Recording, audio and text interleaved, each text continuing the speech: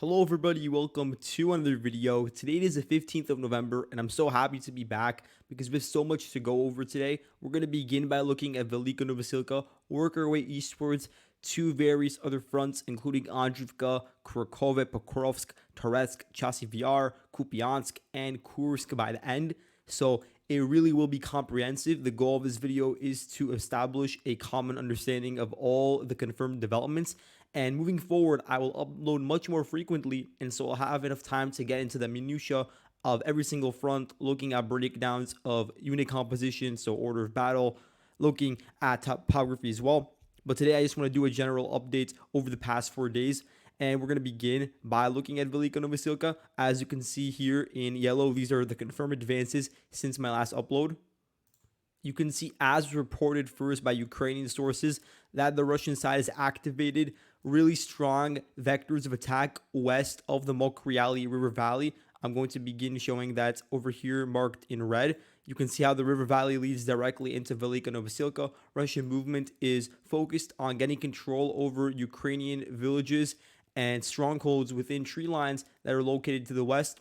A lot of them actually running on a really high elevated ridge. You can see it over here in this red rectangle that completely dominates any positions that are within the city itself or in nearby suburbs like Vermivka. So that's an understanding of why the Russians are pushing through Rivnopil specifically, where they were able to advance and take over 14.4 square kilometers, really large gain. And what happened here is the general stalemate that was unfolding for months upon months west of Starmayorsk was finally upended due to this Russian advance, a lot of it occurring on foot or with less heavy vehicles. So you're seeing wide utilization of buggies or motorcycles advancing all the way into Rivnopil and even further northwards. And you can see how there is a bit of a blank space when it comes to the defensive structure here, because first of all, you can't get a full idea of the defensive depth because a lot of the dugouts and trenches are embedded within the tree lines, and then from satellite imagery, you can't see them.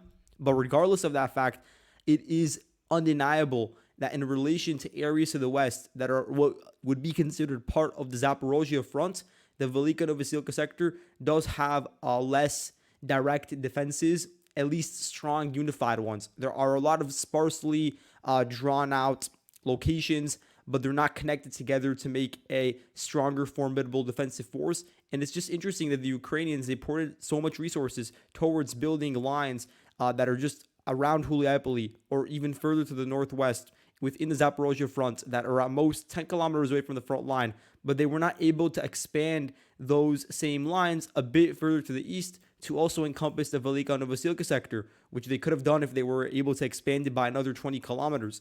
So some of the Ukrainian lines here that are secondary or tertiary, they are built, but you'd have to go further north to areas like Komar and look at the defensive structure around there, which is fleshed out, but then closer to the front line, you simply didn't see that sort of investment. What that means is that the Russian forces here have a really good opportunity to advance through a broader front that is largely consisting of open fields and a village now and then in each tree line, there are some dugouts that have to be cleared out. You can see that clearly fleshed out with the map as well. With these smaller dots, they're not unified, but they do have to be taken over nonetheless. So that's a part of the Russian operational planning here. Additionally, there's a Russian advance targeting Novodarivka, which is the one other frontline village that the Russians are aiming to get control over. And it's assisted by the fact that originally the Russians took over Livadne that occurred over the past 2 to 3 weeks. It was confirmed on November 12th based on Ukrainian videos of FPV strikes onto the village. So now you have these two unified vectors, and the objective is to reach this specific paved road, that, if I'm going to zoom out so you guys can get a better idea of its importance, it connects to Huliapoli to the southwest. So Huliapoli is over here. And then this paved road runs all along the area just north of the first Ukrainian line of defense. That is, I suppose, between 5 to 10 kilometers away from the line of contact, and then makes it all to Velyka Novosilka. So it's a very important conduit along the front line, and you don't have many similar highways in the same region. There's just a lack of roads here in this border area between Zaporozhye and Donetsk. The infrastructure is really poor here, and some of that is due to the rural nature of the location. So you don't have many like horizontal or diagonal roads here. So this is one of the few, and the Russians do have the opportunity to cut it off. and then of course utilize it for their own means of putting pressure directly from the west onto Velyka Novosilka. And that's in addition to overlooking all of those particular areas.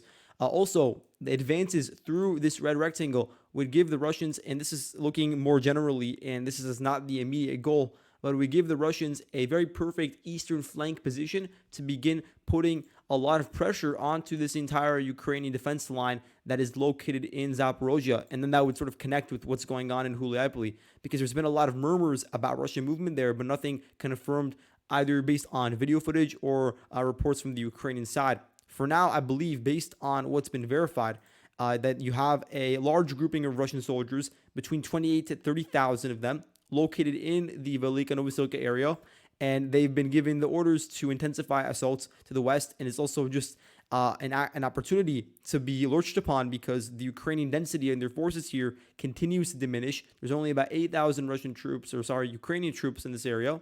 And that includes now the movement of the 3rd Special Purpose Regiment to also operate around here. Probably the best unit, but also pretty small in size. Besides that fact, you don't have many other formidable Ukrainian elements here. It's territorial defense units, specific rifle battalions. You have the 58th Motorized Brigade, 120th Mountain Assault Brigade is also generally floating around here, and they're more so involved in protecting the eastern flank of Velyka Novosilka, which is severely compromised from several axes. You can see them marked over here on the map, and they, of course, dominate the Mokriali River Valley. So the Russians advanced west of Donetsk at 2.32 square kilometers. So that's also a part of the Russians just gradually chipping away at Ukrainian holdings in this area. In relation to Huliapoli, I'm really going to keep an eye out for it, but there's not an indication of a strong Russian buildup there, so I can't really say anything about the Russians intensifying attacks there. What I do know is that some Russian forces, they do claim that they were able to advance north of Dorozhnyanka and also just to the west of Marfopil.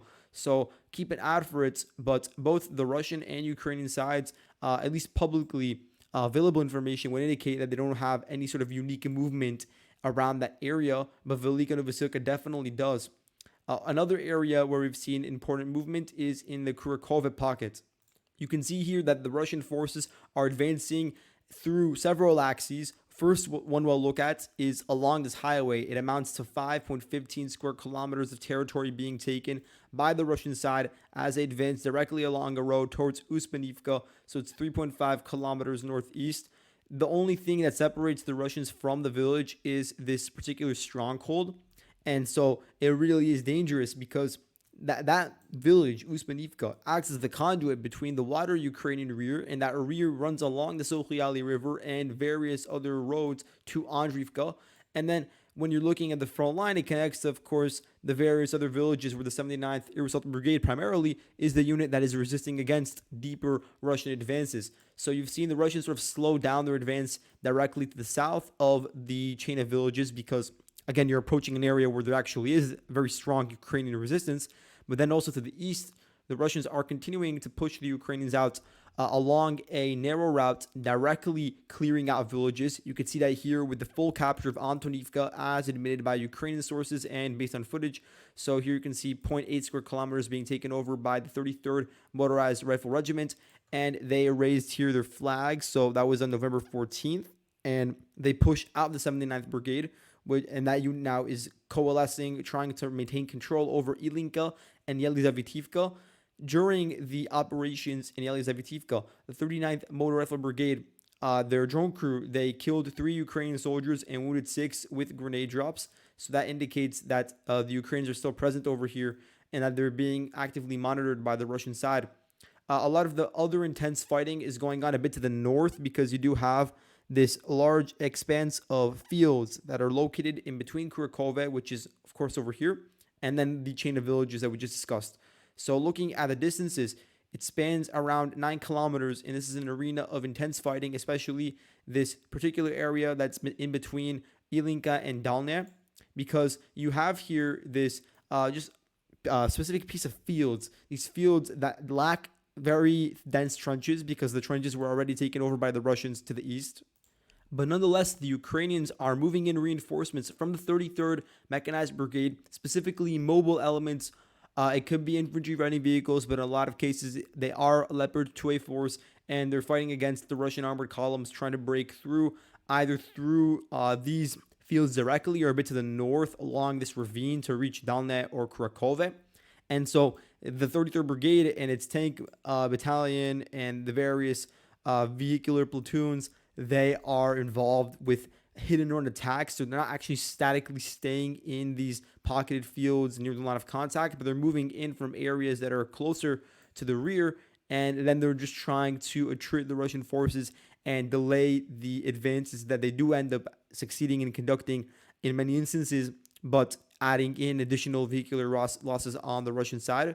You look at Dalna, you can see here the Russian forces continue to build a foothold here. They do not have full control over the village, although some Russian sources over the past couple of days have asserted that. We still don't have complete indications of that. We do know the 46th Air Assault Brigade is conducting FPV strikes onto houses here.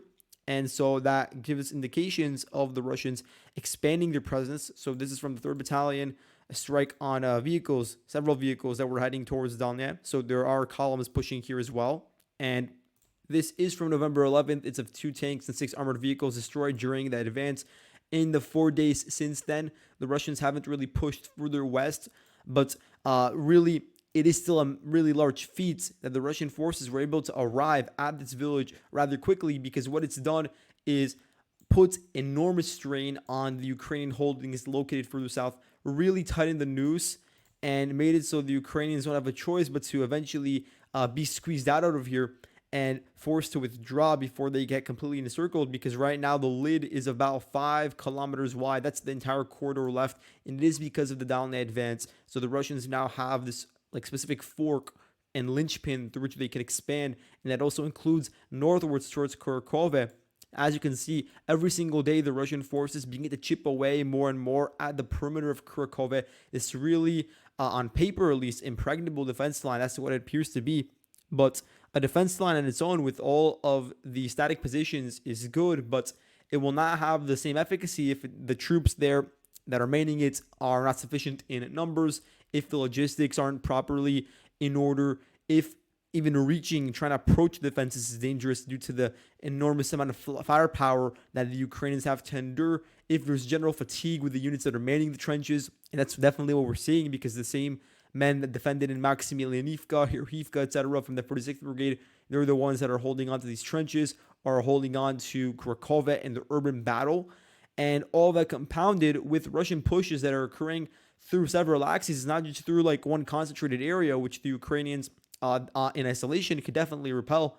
When it's happening every single day in numerous areas, eventually holes begin to form, and even if some vehicles are damaged, and definitely there's a lot of it being recorded by the 46th Brigade, the ones that aren't mentioned as destroyed in the columns, they're the ones that actually break through and make it to their desired destination, dismount forces, and then the Overton window ships further westwards. So you can see that here with the Russians advancing nearly 2 square kilometers through a lot of the Ukrainian strongholds, including this 2015 one marked with an X. There's another one that is in a gray zone. In terms of actual clashes in Kharkiv, Russian sources claim that over 20% of the city is already under their control. We do know that there were several waves of Russian assaults. We could see some of that recorded over here on November 11th. That was the first one, so 4 days ago, essentially. 46th Brigade, they destroyed 3 tanks and 6 BMPs out of 12 vehicles. So you could then presume that the other 3, they were able to dismount forces within the city itself.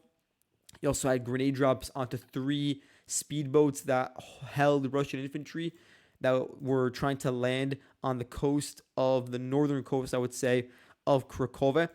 Since then, it's been acknowledged by Ukrainian sources that school number 3, that's the name of this facility, has been turned into a Russian strong point, an area where the Russians are congregating.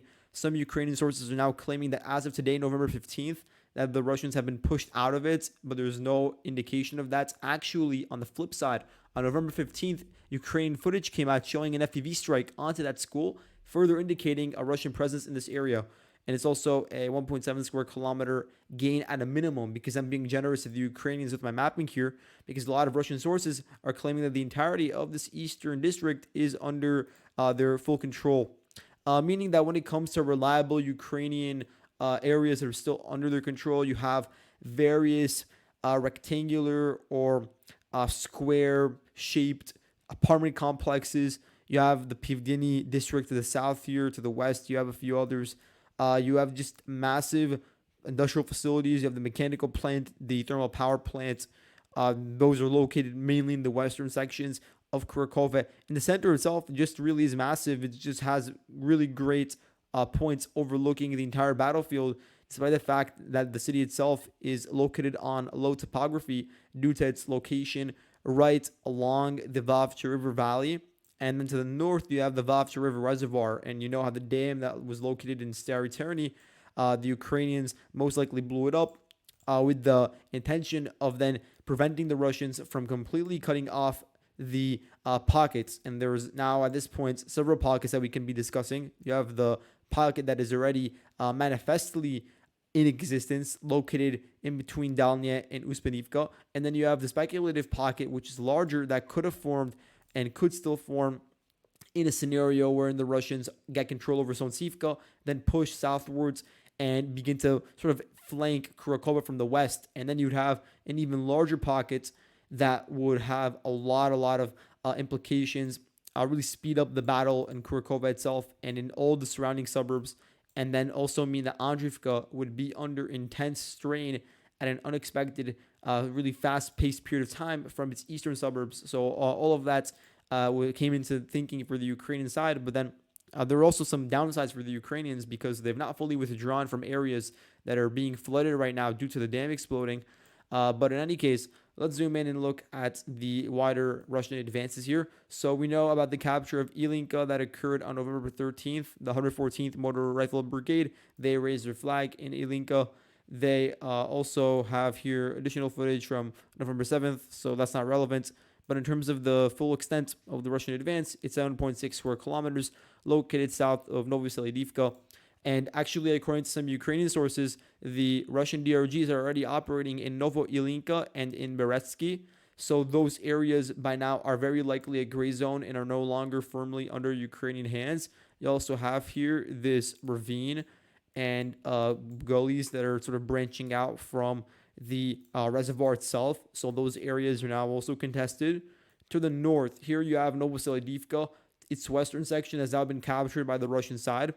Here you have on November 15th a Russian armored column, being targeted by Ukrainian FPVs and artillery. The geolocation indicates that the Russians have finally been able to push into the western portion, although the Ukrainians here, a very small force, probably company size, was able to put up a week and a half or 2 weeks of large-scale defensive works within the town itself before being relegated to the western portion and then eventually being expelled. In Vozisenko, the Russians have taken it over per Ukrainian sources like Deep States. So now you're looking at, I suppose, this really small remaining pocket. It's not necessarily a pocket yet, but it is an area that spans 4 kilometers north to south and then east to west. It's an area at most 8 kilometers. So this region, it is now in the process of coming under full Russian control because there are no longer strong Ukrainian quantities of troops here or villages to gather around or defenses. It's just large expanses of Russian open fields the Russians are going to take over. And what this means is that eventually the Russian forces will have the momentum coming in from the east that will allow them to fully take over Sontsivka. Because currently, although some Russian sources have talked about the capture of the village, there's not been additional elaboration over the past 2 to 3 days. So it appears the Ukrainians are making a concerted effort to drag out the fighting and repel the attacks, which is completely understandable because a loss of Sontsivka would give the Russians the keys to advance southwards along several key roads and begin to make a lot of inroads, you could say, towards the eastern section of Andriivka and a lot of its fortified zones. So it's just critical to ensure that at this moment in time, the Russians don't get that leverage. Now, in addition, you have Russian advances continuing west of Selidove. The Russian garrison here really did not take a long operational pause. That's in part due to their ability to rotate troops in and out. And so now you have additional fresh Russian units to a certain extent pushing into areas along 2 rail lines. And they're ensuring that the Ukrainians could not build a solid line of defense west of Selidove that could eventually die down and become the new status quo. The Russians, they understood that the momentum was on their side and are continuing to capitalize on that even up to this day. So They captured Andriivka, for instance, today. That's 5.2 square kilometers of territory. They did so after taking over Novosilka, so that was their base of expansion. So the 11th National Guard Brigade, it's a unit that is split now between the Kharkiv sector and the Donetsk area. So, several hundred, if not up to 1,000 Ukrainian troops being transported to this area to serve as reinforcements. They killed 3 Russian soldiers and wounded 4 dismounts from BMP, and that indicates that they were able to land in Andriivka and take it over. They also have the efforts of other units that were moved in over the past couple of weeks in the 35th Marine Brigade, and specifically it's 137th Marine Battalion. Here you have some other territorial defense units. And interestingly, I didn't really mention this in the video, but I should have. But you have the movement of the 37th Marine Brigade. I want to see if I can find it here on the map. But they have been moved away from Kherson, and now they are fighting in the pocket just south of Uspendivka.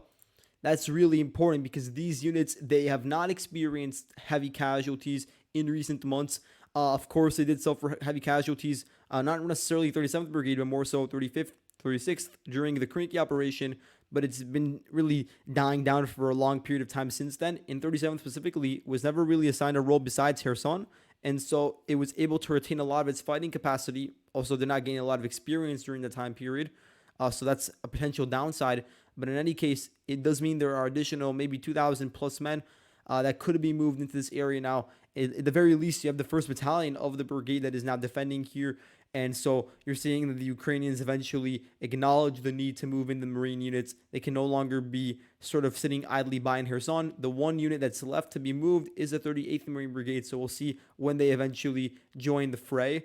Regardless of that fact, though, you also have a Russian advance directly along the rail line, and that's something that they enjoy doing. They enjoy sending in platoon-sized forces along these forested areas, trying to conceal themselves through there, or advancing with lightly armored vehicles adjacent to those rail lines. Here it's a Russian advance of 1.6 square kilometers, taking over the majority of Petrivka, and that also means that the areas that are to the north of the rail line, such as Chernihiv and basically the Solona River area of Petrivka, those regions are in a very complicated situation because not only are they going to endure direct pressure, but also from the west and the east, and they have to deal with just being cut off from the main Ukrainian defensive nodes that are located far further to the north. You can see it measured over here on the map. They are about 5 kilometers away.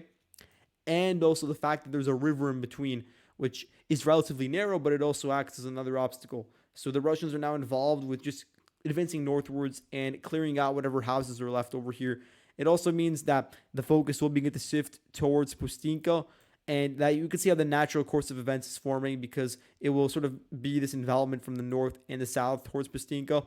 And from there, this is what's really concerning. You don't have a solid Ukrainian line of defense past that point. To the north, you do because you have the entire perimeter of Pokrovsk and Mirnohrad. But that's 5 kilometers in between where currently the Russians are operating and where the Ukrainians are defending. And so it would imply that the Ukrainians would have a lack of ability to defend this red rectangle, and that would mean additional territory being seized on the road to Pokrovsk. Additionally, to the west, you have this area, this really large spanning area of about 7 kilometers before you reach the road connecting Novosilka to Toretsk. And it's an area that is not yet being defended, and any sort of operation to build large-scale defenses is not feasible at this point in time. So the only thing that can be done is to fill it up with forces, reinforcements, and whatever troops are currently on the line of contact, try to organize them in a way that would prevent the Russians from, delving even deeper into Ukrainian-controlled territory. Right now, in terms of large-scale production and defenses, it's going to have to be done by the various engineering regiments on the border directly between Dnipro and Donetsk. Now, looking to the New York and Toretsk fronts, you have continued Russian advances into Nelipivka. This is an area where the 12th National Guard Brigade is trying to repel the Russian assaults. And the Russians this time have not necessarily focused on deep penetrations with armored columns, but more so a more broad plan of going house to house, road to road, and clearing out them individually. And so that's as opposed to sending in a deep penetration in a certain area that can then be cordoned off and repelled, and then in the process not really achieving much. So when it comes to Toretsk, you can see here a Russian advance amounting to 24 hectares, but it is large in relation to the advances by both sides in this urban section because you're looking at the majority of the fighting in the city occurring within a very small piece of territory, essentially the area of downtown Toretsk, which includes the Citadel area. Mayakovsky Street is a large portion of it. Massive apartment complexes, stores, etc., all the way up to the football stadium and all the way to the south to the landfill. This is where the fighting has really manifested itself. Russian forces were previously repelled in numerous counterattacks by the Ukrainians and were really having their gains chipped away. But now you have this large reversal of the situation with the Russian forces being able to make it all the way to the outskirts of the stadium, make it past a lot of the dense apartment complexes, and reach all the way to central Toretsk and areas that are less dense, less urban in nature, more so private residential areas that are more sparsely located. And this indicates that there was a deep Russian penetration. Now the objective will be to solidify it and put pressure to the east, for instance, where you could see a pocket sort of forming also onto the various apartment complexes where the Ukrainians continue to resist.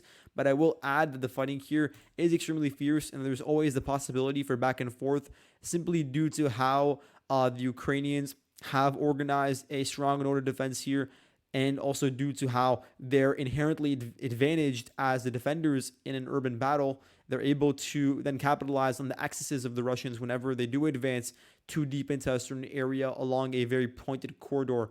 But in terms of the confirmation, we have the Predator Police Brigade grenade drops onto Russian soldiers in Toretsk, confirming via geolocation that the Russians actually were able to secure this specific advance. When it comes to the Chasiv Yar front, there is the potential that the Russian forces advanced relatively deep along the Donbass Canal. You could see it over here. It would be an advance amounting to 1.9 kilometers if, in actuality, the Russians were able to solidify control. Based on this video from November 14th, it's from the Pomsta National Guard Brigade.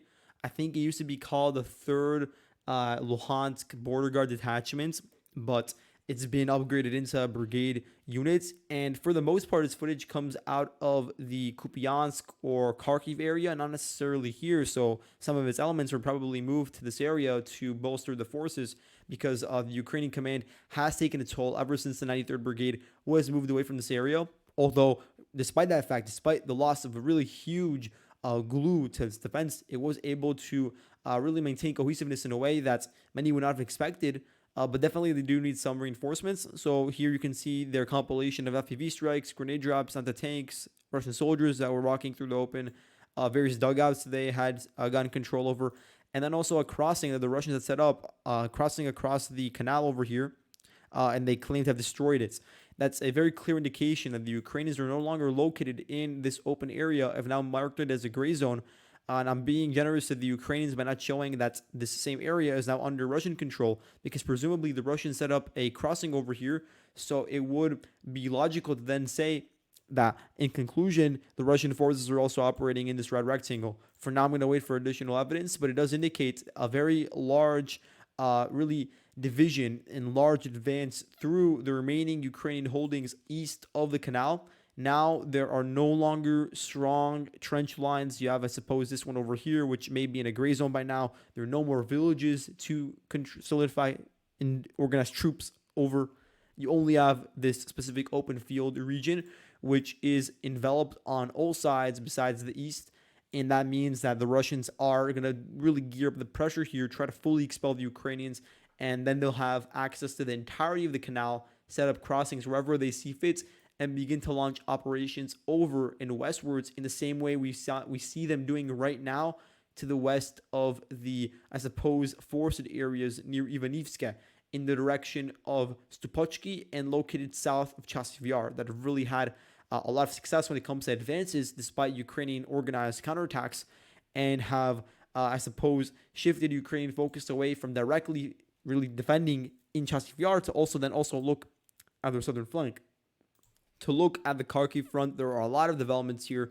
You can see how the Russians crossed between the Luhansk and Kharkiv borders, respectively, making it into Pershotravneve In terms of the extent of the gain, the Russians have now fully gotten control over the village. Previously, we reported on their infiltration. Now it's a full control, 1.6 kilometers taken, and it means that Kopanki is next in danger because you have this very clear Russian route, which is now being contested from the flanks.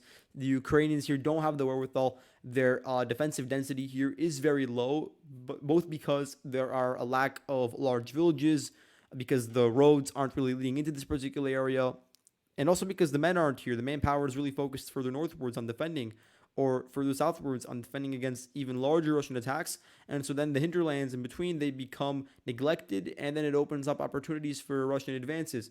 And so similarly, there are reports right now that the Russians have reactivated fighting, I believe, to the southwest of Chernihiv, so in this area over here, and that would imply that Nadia is in the process of being encircled, because you can see how this pocket is being formed, and it would be logical from a Russian perspective to just clear up any sort of redundancies, any sort of Ukrainian outcropping that could be pushed back. And a lot of that, I believe, is being held by the 43rd Brigade, but it may actually be located a bit further north in the Kupyansk region. I'm not too sure. But what this does mean is that if the Russians can solidify control in this area, they will have a strong base to go and attack the chain of Ukrainian villages located here where my arrow is pointing, and also reach the first line of Ukrainian defenses for the Oskil River. Because you can see how there are several layers. You have this one here, and then you have the secondary one that is defending the perimeter of Borova. So the Russians here really are shaping the battlefield in a way that would allow them to reach the first defensive line. In addition, we're seeing them advance along the Oskil River Road and along the rail line here. So they've advanced south of Kursk, as we looked at in earlier videos. They've taken over a large chunk of, what is this village called? Just north of Kursk, Kolesnikivka, nearly 4 square kilometers of territory captured. I believe we did look at this in earlier videos, but you can see here the advance based on videos from the Wings of Omega unit, for instance, which is a Ukrainian element that was recently moved in to assist with drone support. So you have this pressure coming in from the south, which in recent days has died down, but at the same time, a massive activation by the Russian forces north of Kupyansk, as you guys know by now. First of all, west of Neman Pershi, the Ukrainians are no longer located in this forested area. The Russian forces have taken over 1.9 kilometers of territory, square kilometers, and cleared it out. Their DRG forces were involved in that, pushed back the Ukrainian elements that were trying to drag out the fighting. And then also you have this push here. This push allowed the Russians to take over in its entirety a ditch. It's 1.23 square kilometers, and it means that there's now only one, I suppose, line of fields separating the Russian line of contact to Petropavlivka and its extension eastwards, which includes a lot of lower elevated valley regions, but then also nearby trenches that are very well built and appear to be, on paper at least, well defended. But we're going to have to see how that manifests in reality, because when we look at the reality, the Russian forces were able to penetrate over the past 2 days very, very deep into Kupyansk. And this really, when you look at the way in which the battlefield was shaped, is not too surprising when you understand the fact that consistent attacks that lead to fatigue and that aren't addressed properly, that aren't really prepared for in the future with reinforcements, eventually leads to even deeper Russian advances. And so that's what we saw sort of manifest with the Russian advance deep into Kupyansk. So here you can see my conservative estimate for the Russian gain north of the city. It amounts to 4.2 square kilometers, and that includes some forested areas. It includes an advance along the rail line, the armory over here, also some approaches towards the villages of Petropavlivka and Kucherivka, where there are reports of Russian activity. Some sources talk about their elements taking over local Ukrainian strongholds that were abandoned. Also about the Ukrainians moving in reinforcements from their second and third lines of defense in this area. The issue is the Ukrainian garrison here consists of 30th Mechanized Brigade, 14th Brigade as well, mechanized units, and elements of the 116th Mechanized Brigade, which was recently moved in following its activity in the Kursk area. Besides those movements, you don't have that many in reserves. You have territorial defense units, and so those are the ones that are going to come in to close the gaps. After the mechanized units are the ones that really experienced the breakthrough of the Russian side in this particular area. So when it comes to geolocations, this is from November 13th. You had the 14th and 116th Brigades. They targeted a Russian tank and two MTLBs in Kupyansk. They claim to have destroyed them. And this geolocation indicates that the advance occurred primarily along the rail line and that a lot of the vehicles, because there were a few other MTLBs and BMPs that were not destroyed during this initial Russian breakthrough on November 13th, they were able to dismount forces, and then those ones dispersed through the northern district of eastern Kupyansk on the eastern side of the Oska River. And that's why I'm keeping it as a gray zone. There is actually the possibility that it is under Russian control, but 116th Brigade and Deep State, they reiterate as of today, November 15th, that they've been able to repel a large amount of the Russian presence here, and they also claim to have repelled renewed attacks that occurred today. They actually showed a video, and it's, I believe, located south of the milk canning facility, because this is the name of the facility over here, the milk canning facility. So just south of it, you had 3 Russian POWs being taken, indicating a very deep Russian advance, but one that was eventually able to be stopped by the Ukrainian side. And in the process, POWs were taken over.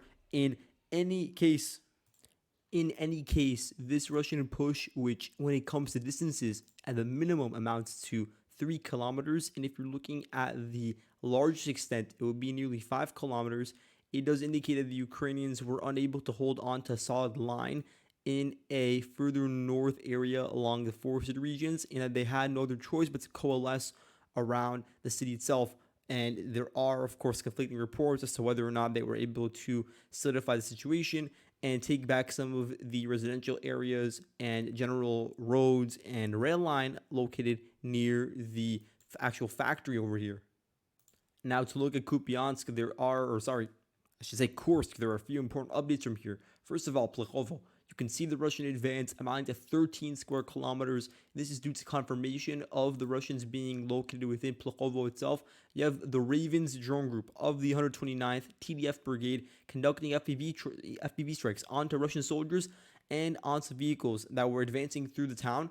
This is important because it backs up the earlier geolocation that we talked about in my last video of the Russians advancing north and south of the Sel River. You can see that over here from November 11th of Team Rugby of the same unit, 129th Brigade, conducting attacks, firing towards 7 Russian soldiers that were crossing. I believe in this case it was from north to south, so probably from the Fanasivka area, and trying to get control over some forested regions and more so just the general riverbed of the Psel River. So now the Russian objective is to get control over the entirety of the eastern bank of this said river.